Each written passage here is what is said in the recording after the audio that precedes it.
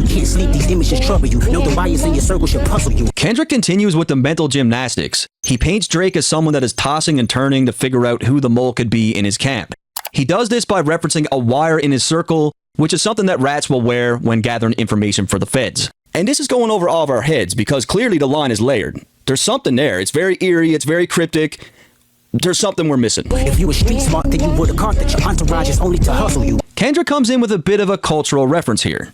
Drake isn't from the streets, but over the years has surrounded himself with street people. It's not uncommon in hip-hop for a rapper to have an entourage of people who are only around for their own benefit. So Kendrick's saying, like, Drake is so ignorant that he believes that these guys really like him when they're just using him, and Kendrick's a little wiser to it, like he's seen this play before. 100 niggas that you got on salary, and 20 of them want you as a casualty. Kendrick makes reference to the people on Drake's payroll. Now, this could be a reference to anything from the people assigned to his label, the team of writers that he's employed, streamers like Aiden Ross or Kai, his mob ties connection with Jay Prince, or any of the other street connections that he may have established over the years. And he's saying 20% of these guys want you out of here. They want you gone. And one of them is actually next to you, and two of them is practically tired of your lifestyle, just don't got the audacity to tell you. But now, I'll be honest, guys, I'm not going to sit here and pretend to know who Kendrick's talking about here. Is it 21 Savage? Is it 40? Is it Yachty? Is it Chubbs? Who really knows? It does seem very specific, and Kendrick says this with such conviction, but at the same time, this could also just be a war tactic to get inside Drake's head even further to make him question absolutely anyone that's close to him. It's a crazy angle, but no one knows for sure who he's talking about. Let me tell you some game, cause I can see you, my little homie. You playing dirty with propaganda, he'll blow up on you. Coming off the last line where Kendrick claimed that people close to Drake don't have the heart to tell him the truth, Kendrick claims that he's about to give some advice to Drake as he can see through his dirty propaganda and suggests that it's going to blow up in his face.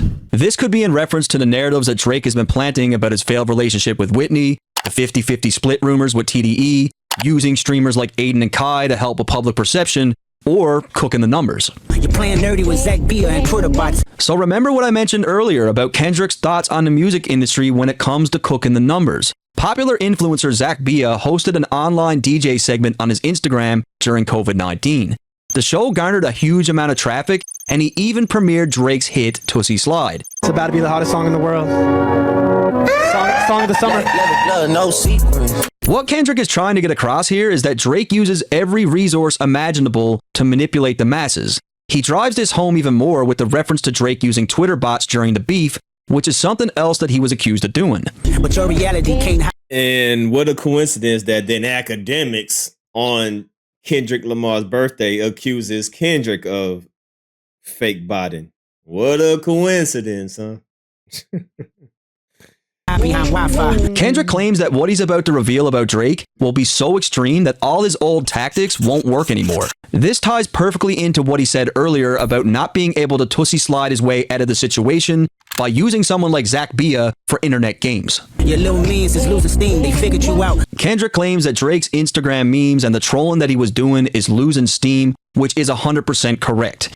In hindsight, all the childish bullshit that Drake was doing online only made him look even more ridiculous when this beef came to a close. It really annoys me because when Drake went against Meek, he was quiet. He let the music talk. And now in this beef, he acted like Meek. He had the Twitter fingers. He was doing all these memes, and it just made him look ridiculous. The first opinions is not convincing. I need a new route. So again, back to the streamers, influencers, podcasters, and media personalities. Many said that UMG and Drake were paying these people off, forcing opinions. It's a little bit ridiculous. I mean, even people were saying that I was paid off by Drake. Tons of people. It's like if anyone says anything good about him, they're on some sort of payroll. Like maybe he's doing some things right. Maybe some people agree with him.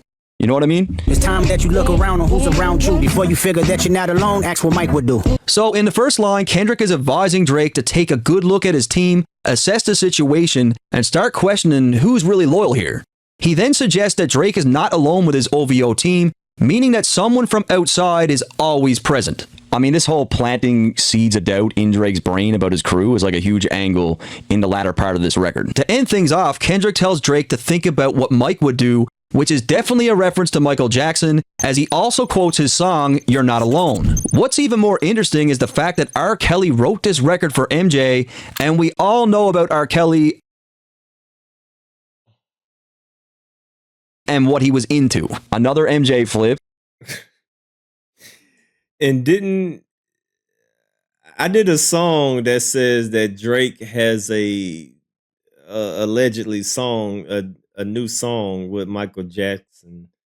You like the Man in the Mirror or something? Allegedly, this is all alleged, right? Nothing's well confirmed, but it's crazy how just the dots are just connected. Holy. And again, this one is fire. Finally, we also got to consider that MJ's personal doctor, someone who he was obviously close with, was proven guilty in court of killing MJ with a cocktail of medications. So again, Drake needs to be careful of who's around him because they might just be responsible for his downfall. And I got to be honest with you guys, this record was extremely difficult to break down. It is very cryptic. The way that it's written is mind-boggling. I know I missed a lot of shit because I know there's a lot of stuff in here that Drake is only going to get and no one else will. But in saying that, we got Family Matters coming up next. And that's an amazing record, and I feel like it got overshadowed. I feel like a lot of stuff got missed, and I'm really, really excited to break down Family Matters. And that guy, What's the Dirt on YouTube? Yeah. I watched a bunch of his videos. He's dope. He's dope. Being on YouTube and like watching like. Wow, impressive. Very impressive. Great breakdown. That yeah. This song just took a life of its own. Especially, look, I'll be the first to admit I didn't know half of this shit what was said on this song. I just like the way that Kendrick presented it. I like the flow delivery. I like just the hey, listen, I will be the first to admit, but I don't know half of this shit what Kendrick talking about. Look, man, Kendrick needs to. I hope one day when he, I guess retires, I would love for him to explain his songs, especially this beef. I would love for him to sit down and really, all right, well, this is what I was meaning here.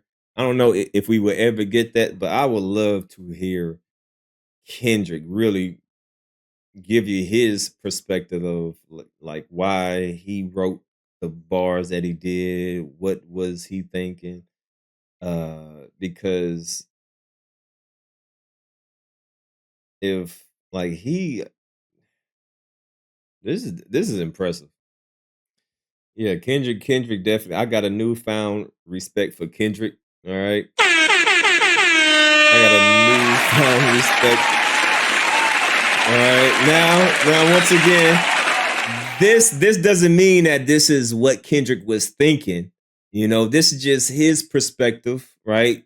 It doesn't necessarily mean that this is exactly what Kendrick was thinking, and but some of it makes sense. Now, maybe some of y'all probably like, nah, he reaching, he over here lying. I don't know, man. Wow. I don't know. How many of y'all think that this is pretty, pretty accurate, or do you think he's reaching a lot? Because I'm sure a lot of people are like, man, he just reaching. Nah, this shit don't make. Nah, it ain't that damn deep, man. Y'all over there thinking too much, man. Y'all reaching. Do you think he's reaching, or do you think he's pretty accurate? Not saying that you agree with every single thing, but some of the stuff you could probably be like, I could see where he was going with that. Especially the beginning of the song. How he breaks it down to uh Kendrick is not rapping as if it's him. He's rapping as he's in Drake. As he's rapping in Drake, especially this right here, because the way that Kendrick put this together definitely doesn't sound like this is who he's talking about. Him being Kendrick, right? This definitely sounds like something Drake would write. Just him just bragging off white, buying yachts, yada yada, this and that and this. So, the way that Kendrick definitely wrote this is yeah, it's impressive. If this is what he was trying to do, right? Not saying that what he broke down, not saying that like he's 100% correct, but if this is the case, this is Wow. Impressive, man. Impressive. So people say he's pretty accurate. His channel history supports Kendrick always raps from others' perspective. Kendrick was on power and did great. Yeah, I saw that too. Facts. Pac only lived to 25. Kendrick, let me see. Read some of y'all. He's yeah, prize. When he cash flight is direct. Y'all all need to know. Exactly. Pac died early too. Kendrick gotta do a movie too. Yeah, hey man, listen. Fuck 'em up. I'ma do myself. Why you calling like a bitch? Ain't you? Appreciate you, Marcus, with the $5 donation.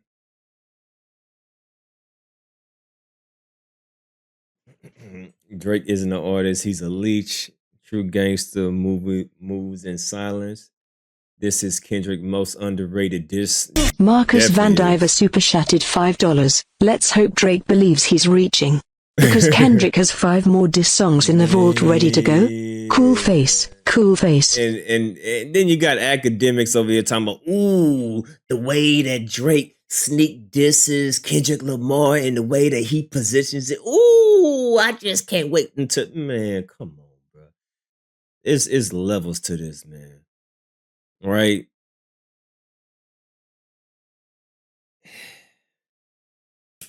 I want to hear the rest of the tracks. Go ahead, Drake. Go ahead, do your sneak dissing. Yeah. Go ahead, keep on sneak dissing. Keep on doing your little cute Instagram posts with you having little fake Whitney on there. Got a white beater on. Yeah, keep on doing your 69 guide while you going bowling and yeah, keep it up. Keep it up. I want you to keep it up because all you're doing is just poking the bear. If I was Drake, man, listen, I'd be like, you got it.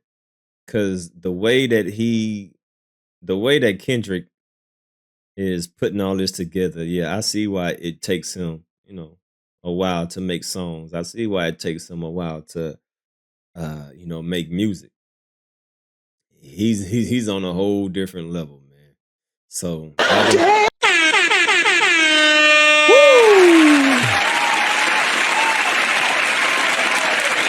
all right, so there we go, man. Finally got to the video, man. I got a lot more to react to. So yeah, I am back. It feels good to be home. It feels good to have my power back. It feels good to be on my computer setup. So yeah, definitely will be doing more live streams. I'll be back tomorrow. All right, so salute to everybody in the chat. Hopefully y'all enjoyed this. I definitely enjoyed this breakdown. This was amazing breakdown. I think he has some very valid points on some of the things, and yeah, this whole part right here, especially the beginning. The beginning was God, like the way that he put this together. Shit, and then it seems like even just the producers that Kendrick, puts uses on his beats, and then the it's. This man is calculated from the title 616 in LA, and man, hey, wow. Wow. All right. So I'm gonna go ahead and get up out of here, man. Salute to everybody. Appreciate the donation.